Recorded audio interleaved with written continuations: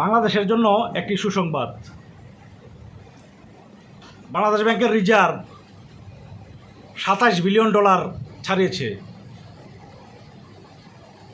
$20 billion থাকা অবস্থায় দেশ যেমন চলতো এখনও ঠিক একই রকম চলছে।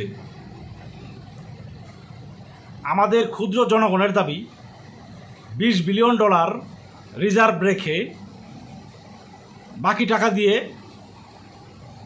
প্রযুক্তি সহ অস্ত্র কিনা হোক, তাতে করে দেশ ও জনগণ নিরাপদ থাকবে।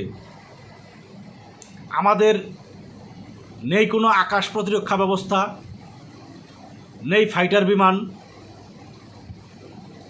গত 54 বছরে